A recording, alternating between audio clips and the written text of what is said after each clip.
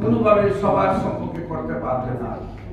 কিন্তু আমরা দেখতে পাই দুই একটি রাজনৈতিক দলকে নির্বাচনের দিন প্রশাসন মূল্যায়ন করে, নির্বাচন কমিশন মূল্যায়ন করে, যারা প্রেসিডিং অফিসার থাকবে যারা ভোট গ্রহণ করে তারা মূল্যায়ন করে, বাকিদেরকে কেউ মূল্যায়ন করা সম্ভব নয়। এতে বোঝা যায় কারো না কারো একটি ইশারা উপর থেকে পড়ে এমনি ভাবে দেশ চলছে। আমরা সেইখান থেকে বেরিয়ে আসার জন্য অনুরোধ করব।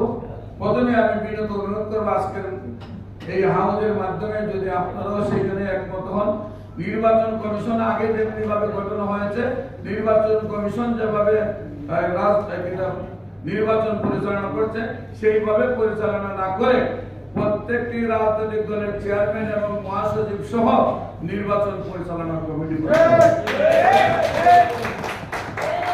দ্বিতীয় দাবি আমার, একসাথে সারা বাংলাদেশে নির্বাচন দিয়ে সেই নির্বাচনকে কন্ট্রোল করার মতো প্রশাসন আমাদের দেশে নাই।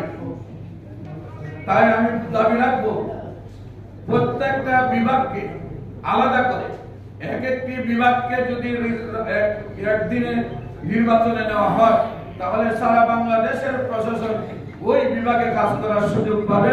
তাহলে দুর্নীতি যারা করতে চায় তারা সেই দুর্নীতি করার মধ্যে প্রশাসন তার যথাযথ ব্যবস্থা নিতে পারবে। সেই জন্য আমি দাবি রাখবো যে একসাথে একদিনে 300 আসনে নির্বাচন না দিয়ে বিভাগওয়ারি নির্বাচন, এবং বিভাগওয়ারি যদি সাপ্তাহিক ভাবে 8টা বিভাগে 8 দিনে দেওয়া হয় তাহলে প্রশাসন সেখানে সারা বাংলাদেশে প্রশাসন কাজ করতে পারবে, সারা বাংলাদেশের রাজনৈতিক দলের চেয়ারম্যান মহাসচিব কাজ করতে পারবে। তাহলে সুষ্ঠু একটি নির্বাচন করা সম্ভব। আমাদের দেশে দেখা যায় এই ক্রাইটেরিয়া নেই, ওই ক্রাইটেরিয়া নেই, এটা এমনি হয় না, ওইটা অমনি হয় না। আসলে তো মূল সাবজেক্ট হলো কিভাবে একটি জনগণের ভোটের অধিকার ফিরিয়ে দেওয়া যায়, সঠিক নির্বাচন করে, এটাই তো মূল উদ্দেশ্য। সেটা পালন করার জন্য যতগুলা ক্রাইটেরিয়া তৈরি করতে হয়, নতুন করে প্রয়োজনে সেই ক্রাইটেরিয়া তৈরি করা প্রয়োজন।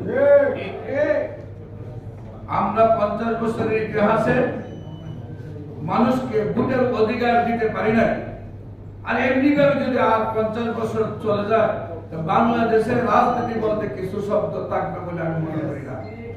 আর না হলে প্রত্যেক যতগুলো মানুষ আছে প্রত্যেকটা মানুষের একটা রাজনৈতিক দলের প্রধান হয়ে যায়। নিশ্চয়ই একটা নির্দেশনা চলতে হবে এমন ভাবে যে আজকে আপনারা বলেন যতগুলো রাজনৈতিক দল আমাদের নিবন্ধন ছাড়া তো এই দেশে 300 রাজনৈতিক সংগঠন রয়েছে। নিবন্ধনওয়ালা যে সংগঠনগুলি রয়েছে 36টি সংগঠন, সেই সংগঠনগুলোর কোনো দাওয়াত দেওয়া হয় না। আমি একটি দলের